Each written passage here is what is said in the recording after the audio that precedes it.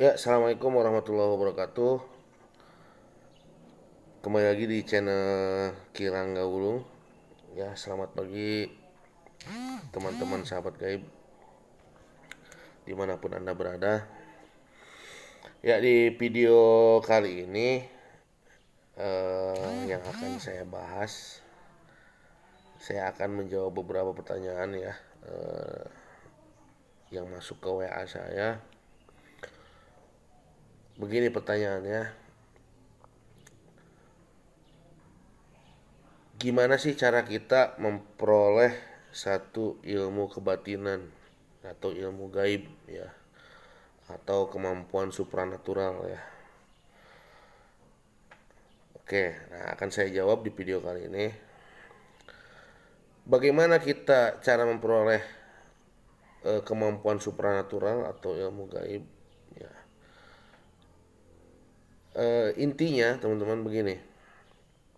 Intinya itu tidak ada yang instan teman-teman ya.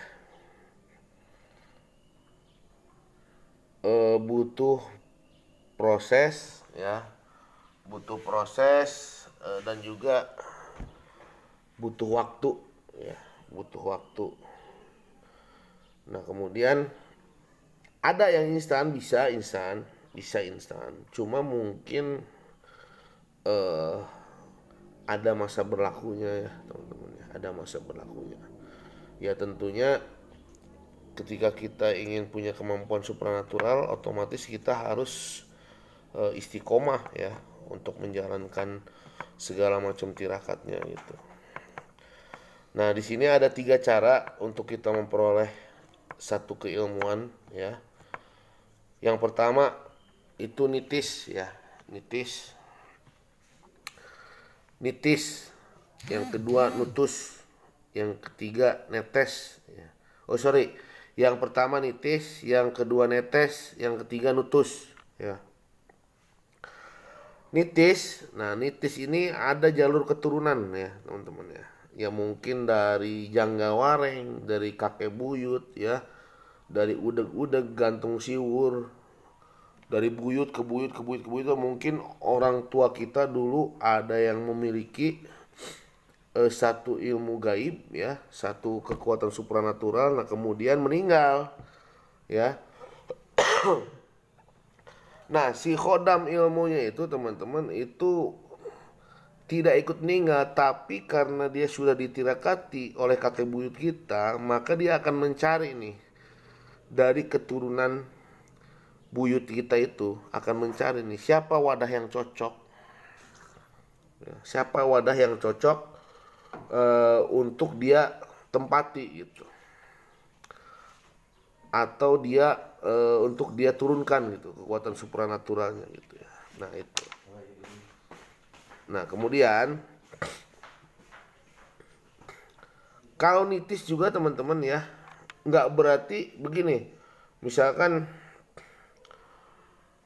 eh, kakeknya si A punya anak tiga, punya anak tiga, si A, si B, si C. Nah ilmunya itu turun ke tiga-tiganya, enggak teman-teman ya. Pasti akan memilih. Nah karakter mana yang paling cocok dengan kakek si A ini? Ya. Apakah si A, apakah si B, apakah si C? Ya begitu. Nanti nakodamnya itu akan mengikuti ke salah satunya itu. Tapi teman-teman ya, perbandingannya begini. Kalau khodam titisan itu sifatnya mendampingi, pendamping ya teman-teman ya. Pendamping. Jadi dia tidak menyatu dengan raga, nggak menyatu dengan raga. Jadi sifatnya hanya mendampingi dan juga akan berfungsi apabila sewaktu-waktu dibutuhkan. Nah, itu kalau kalau nitis ya teman-teman ya. Dan caranya cukup instan teman-teman. Karena apa? Karena itu titisan, keturunan, garis keturunan teman-teman ya.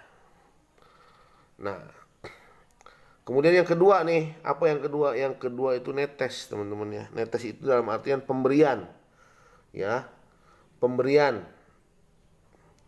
Misalkan santri sudah mondok bertahun-tahun di satu pesantren, ya, kemudian dia mengabdi ke kiainya, ya, ke gurunya di sana mengabdi. Nah, kemudian diberikanlah penghargaan, ya, diberikan penghargaan atau mungkin kenang-kenangan satu ijazah keilmuan.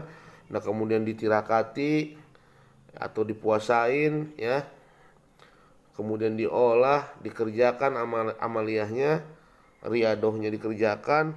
Nah, itu bisa memperoleh satu kemampuan supranatural, teman-teman, ya. Dalam artian tes pemberian. Nah, karena ini sifatnya pemberian, teman-teman, ya.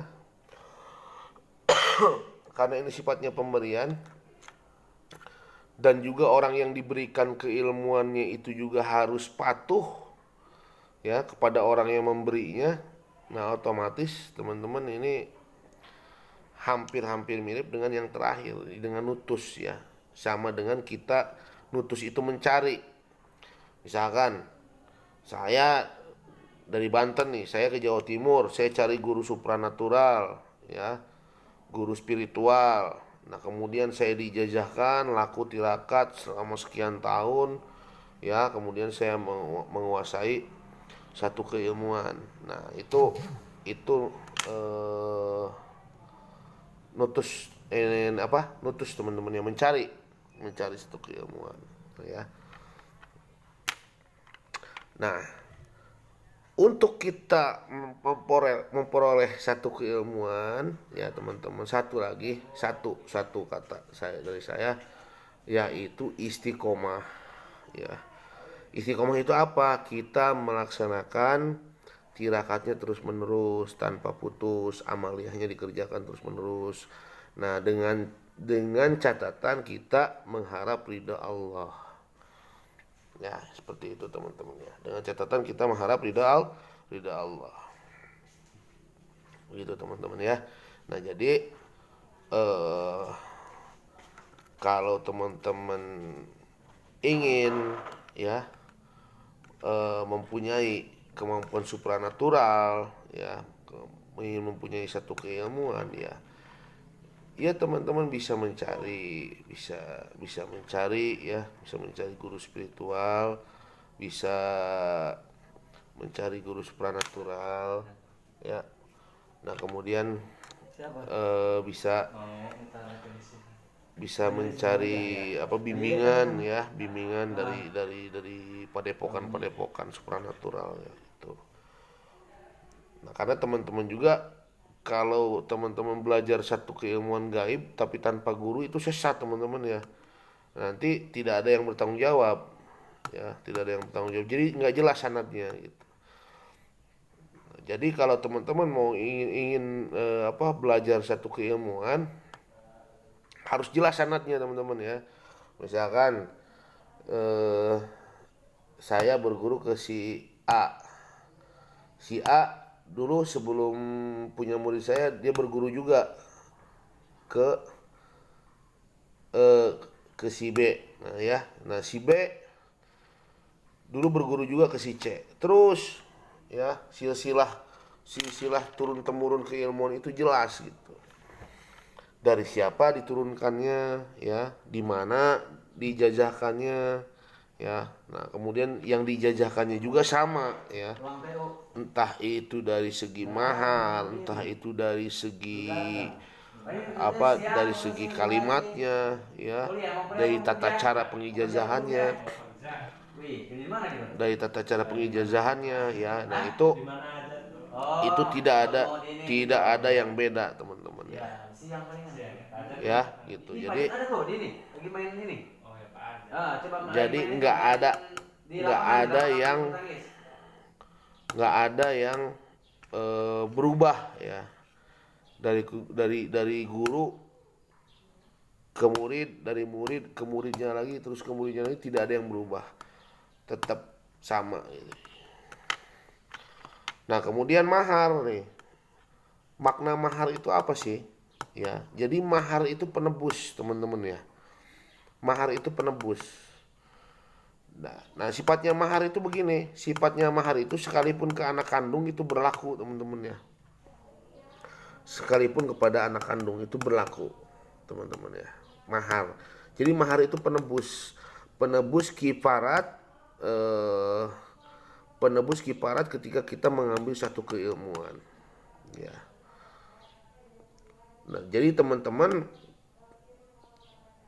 kalau ingin mengambil satu keilmuan ya, saya sarankan sih yang bermahar teman-teman ya. Kenapa? Kenapa yang bermahar? Itu karena yang bermahar biasanya teman-teman ya, biasanya itu sanadnya jelas teman-teman ya, sanadnya jelas ya, sanadnya jelas, kemudian gurunya juga jelas ya, biasanya seperti itu.